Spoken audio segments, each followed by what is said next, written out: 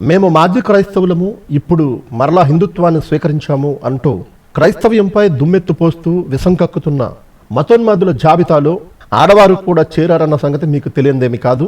ఇప్పుడు క్రిస్టియన్స్ ఖచ్చితంగా అదిగో వాడు పూర్తిగా హిందూ అయిపోయింది అని అంటారు. ఆ కామెంట్ కి నేను భయపడను. ఎలాంటి కామెంట్స్ కి నేను ఎప్పుడు భయపడలేదు, వెనకడుగు వేసేదే లేదు. బొట్టు నా ఉద్దేశంలో దానికి రిలీజియస్ సిగ్నిఫికెన్స్ ఖచ్చితంగా ఉండొచ్చు, but it's a cultural significance. ఒకవేళ వాళ్ళు కనుక బొట్టు హిందుత్వంతో దాన్ని తీసుకెళ్లి కలిపితే చీర కూడా హిందుత్వమే. నా ఉద్దేశంలో చీర కూడా హిందుత్వమే. బొట్టు అనేది రిలీజియస్ సిగ్నిఫికెన్స్ లా ఆమె తీసుకోదట. కేవలం సాంస్కృతికతకు గుర్తుగా మాత్రమే ఆమె భావిస్తుంది అన్న మాటలు మీరు విన్నారు. మీతో పాటు కూర్చున్న మేరీ సురేష్ అయ్యర్ అక్కేం మాట్లాడిందో నీవు కూడా వినాలి కామాక్షి అక్క. బొట్టు పెట్టుకోవడానికి అవసరం ఎందుకు వచ్చింది, అసలు దాని వెనకాల ఉన్న కారణం ఏంటి అని నాకు వెతకాల్సిన అవసరం చాలా ఉండింది. అసలు బొట్టు పెట్టుకోవడానికి నాకు కారణం ఏంటి అని నేను వెతికాను. సో దానికి ఏంటంటే బొట్టు పెట్టుకోవడానికి నాకు కల కారణము, నేను ఇవాళ ఒక క్రైస్తవురాలని కాదు, సనాతన ధర్మాన్ని నేను ఆచరించేదాన్ని. సో సనాతన ధర్మం అంటే ఏంటి అన్నది ఆ ఆచరణలో ఉన్నాను కాబట్టి దాన్ని సిగ్నిఫై చేయడానికి బొట్టు పెట్టుకోవాలి. చూశారు కదా, సనాతన ధర్మం ఆచరిస్తున్నాము అనడానికి సూచన బొట్టు అని ఆమె మాట్లాడింది. అవును, మేము హిందువులము అని చెప్పడానికి, వారు చెప్పుకోవడానికి సూచన బొట్టు. ఇది కేవలం ఆడవారే కాదు, హిందుత్వంలో మగవారు కూడా పెట్టుకుంటారు. భర్త బ్రతికి ఉన్నాడని చెప్పడానికి సూచనగా ఒకవేళ బొట్టు గుర్తయితే మగవారు కూడా పెట్టుకుంటారు. పెళ్లి కాని యువతులు కూడా పెట్టుకుంటారు. అంటే కేవలం భర్త బ్రతికి ఉన్నాడని చెప్పడానికి మాత్రమే బొట్టు సూచన కాదు. మేము హిందువులము, సనాతన ధర్మం ఆచరిస్తున్నాము అనడానికి సూచనే బొట్టు.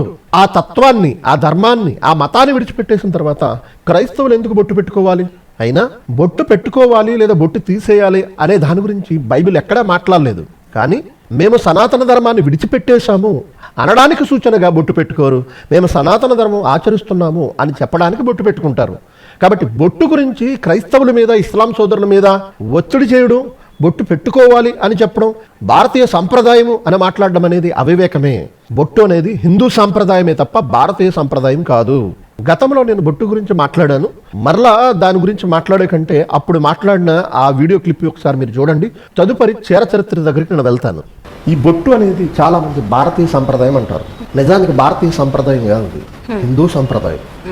ఈ బొట్టు అనేది దేనికి సూచన అంటే, హైందవ దేవుళ్ళలో త్రిమూర్తులు అనబడిన వారు ఉన్నారు, బ్రహ్మ, విష్ణు, మహేశ్వరులు. ఈ బ్రహ్మస్థానం ఏది అని హైందవులు మాట్లాడతారంటే, నుదుటి స్థానమే బ్రహ్మస్థానం అంటారు. కాబట్టి నేను బ్రహ్మను పూజిస్తున్నాను, స్మరిస్తున్నాను అనడానికి సూచనగా బొట్టు అనే సంప్రదాయం హిందూ మతంలో వ్యాప్తి చెందింది. ఈ బొట్టు పెట్టుకోవడం అనేది ఏ సంప్రదాయం? భారతీయ సంప్రదాయం కాదు, హిందూ మత సంప్రదాయం. ఎరుపు రంగు బొట్టును పెట్టుకుంటారు.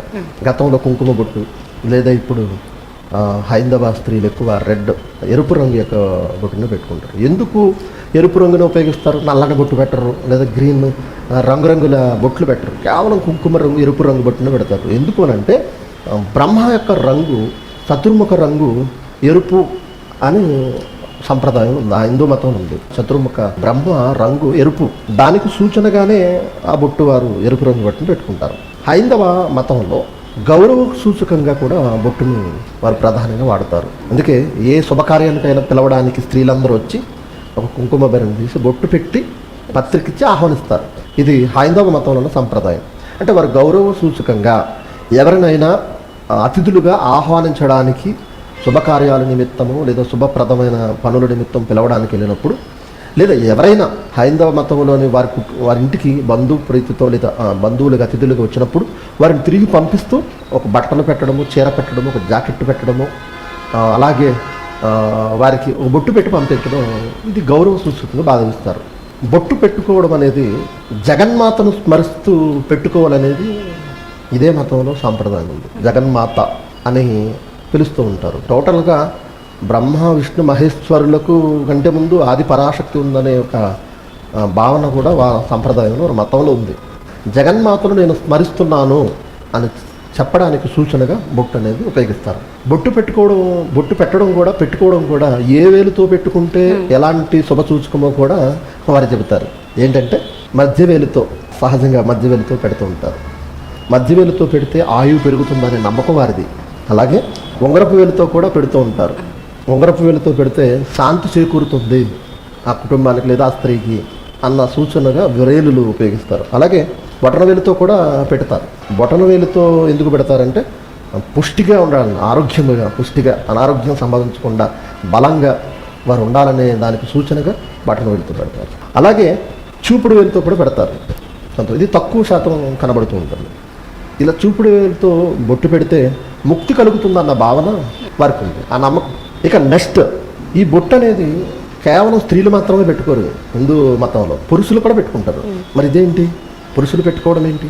ముక్కోటి దేవతలను మేము పూజిస్తున్నాము అనే దానికి నిదర్శనంగా, ముక్కోటి దేవతలను మేము పూజిస్తున్నాము, మేము హిందువులము అనడానికి సూచనగా, నిదర్శనంగా స్త్రీలు పురుషులు కూడా బొట్టు పెట్టుకుంటారు.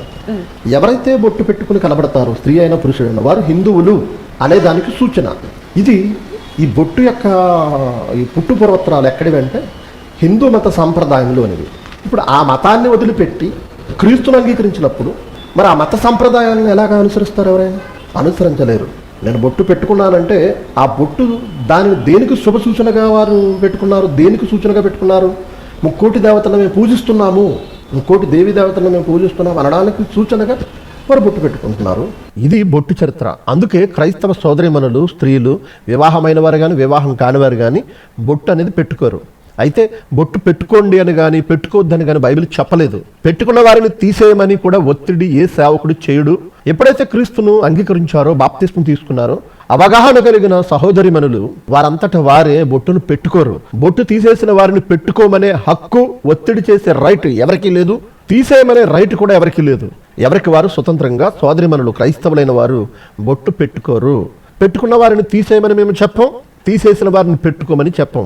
అది ఎవరికి వారు ఆలోచించుకునే, స్వతంత్రంగా తీసుకునే నిర్ణయాన్ని బట్టే ఆధారపడి ఉంటుంది.